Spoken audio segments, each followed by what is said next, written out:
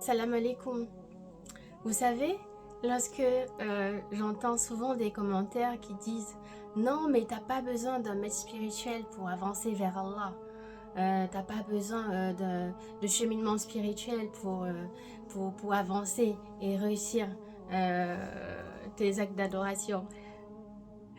Ibaraka Maulana Mohamed Fawzi Akakada Sallah Osiron. Vous savez, je pense que j'étais dans le même état d'esprit que vous, très honnêtement. Et c'est avec le temps que cette croyance-là est partie. Et j'ai compris une chose, en fait, c'est l'ignorance, en fait. C'est parce que j'avais pas compris qui est éduqué dans ce cheminement, en fait. C'est pas moi qui suis éduquée dans ce cheminement spirituel, c'est mon âme. Et je l'ai dit, l'âme est un être très très puissant. D'accord, c'est la volonté d'Allah. Il a créé l'âme avec son souffle.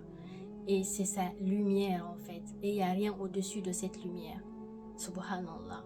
Et du coup, tu te rends compte dans le cheminement spirituel, moi en fait, mon éducateur, c'est l'âme, il éduque. Et une fois l'âme est éduquée, cela impacte dans ma vie. Je serai automatiquement éduquée. Et le plus difficile, c'est qu'on n'a pas compris l'âme. C'est ça le problème. C'est j'ai réalisé que j'étais dans cet état d'esprit de dire j'avais pas besoin de mes spirituels parce que je ne savais pas ce que je portais à moi.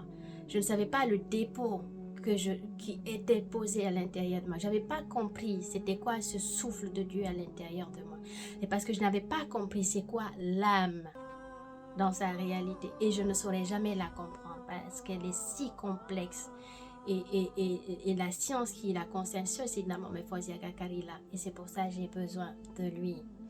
Et je vais juste venir sur ce verset où Allah nous l'a dit, Bismillahirrahmanirrahim, ils ne rentreront au paradis que lorsque le chameau va pénétrer le chasse d'une aiguille. Subhanallah. Le chameau ici, c'est qui? C'est mon âme. Et qui est l'aiguille? C'est moi. Et tant que, enfin, je dirais pas moi dans ce corps physique, mais le problème est que tant que cette âme ne passe pas dans ce trou, déjà imaginez une aiguille là, quand j'ai un fil. J'ai déjà du mal à faire passer un fil dans l'aiguille. Qu'en est-il d'un chameau? Donc comment je fais? Qu'est-ce que Allah veut me dire par là? Et l'âme, elle est dans ce parabole-là, en fait. Elle est si immense, elle est si complexe, elle est si orgueilleuse que si elle n'a pas atteint cet état-là, c'est-à-dire de rabaissement total, de miniature totale, de souplesse totale, de soumission totale à Allah, je ne rentre pas au paradis. Pourquoi? Parce que en fait que c'est pas mes actes d'adoration en elles-mêmes qui me font rentrer au paradis. C'est la façon dont je les fais. On est d'accord que dans une prière, quand tu fais ta prière, tu finis. C'est à peine si tu sais tu as fait 2 prières ou 3. Tu commences à résoudre tous les problèmes dans le monde pendant ta prière. D'accord? Donc en fait, c'est parce que l'âme, elle ne s'est pas alignée à cette volonté divine, à cette source originelle. Normalement, l'âme, elle est créée pour ça, juste pour adorer Allah. Donc tant qu'elle refuse, elle ne se soumet pas à ça, pour moi, ça va être très dur d'appliquer les actes d'adoration. D'accord? Parce que l'âme est penchée vers la vie mondaine, vers les choses basses, vers les choses terrestres, parce qu'elle veut expérimenter, elle veut goûter à tout. Elle veut tout tester. Donc du coup, elle est très très tentatrice dans ce domaine-là. Et c'est pour ça, dans l'éducation de notre Père Maulana Mohamed Fawzi Akakada Sallah Osiron, pour nous faire comprendre un peu l'âme, il a parlé un peu des niveaux. Ils sont énormes, mais les 7 niveaux principaux de l'âme, par exemple, et la première, c'est l'âme incitatrice au mal, en fait. Donc, celle qui se pousse vers toutes les choses de la vie. Et du coup, cette âme-là, il faut quelqu'un qui a la maîtrise de l'âme, quelqu'un, en fait, qui sait comment travailler avec elle et comment la discipliner, comment déjà la purifier. Parce qu'elle est chargée de toutes les vies qu'on a eues, de toutes nos expériences du coup, de tous nos ténèbres, de tous nos péchés. Donc ce qui fait que en fait, au lieu qu'elle soit cette forme un peu fluide, je vais dire légère et tout, elle devient lourde, comme moi là, matière en fait. Donc elle devient vraiment matière. Au lieu que je sois dans cet état d'esprit réel, dans sa consistance, dans sa réalité, je deviens en fait le corps physique, je deviens la matière, cette lourdeur en fait.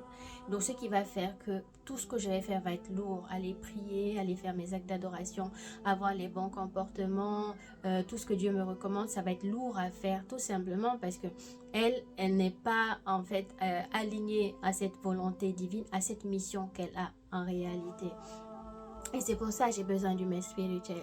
Parce que lui, en fait, il saura m'aider en quelque sorte à pouvoir, en fait, m'aligner avec elle. Et lui, il va pouvoir, en fait, la rétrécir, en quelque sorte, pour aller dans la parole, dans le verset d'Allah, en fait.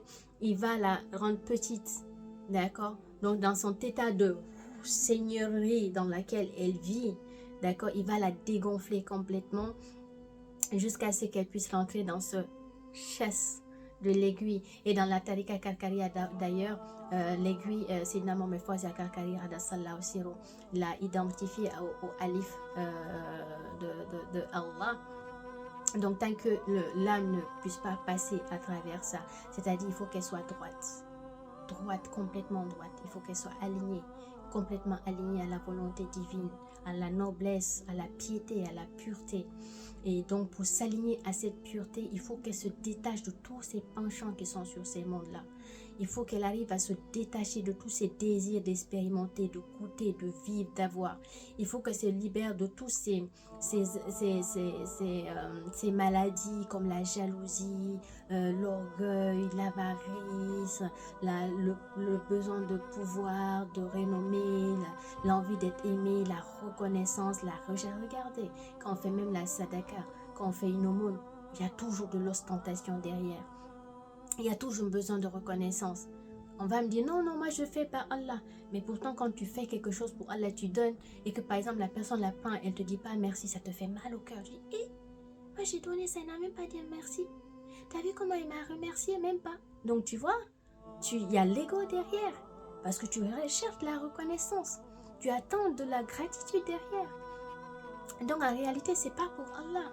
Donc en fait, c'est sortir de tout ça pour que tout ce qu'elle fait, ça soit que pour Allah. Au nom d'Allah. Alignée droite comme un alif.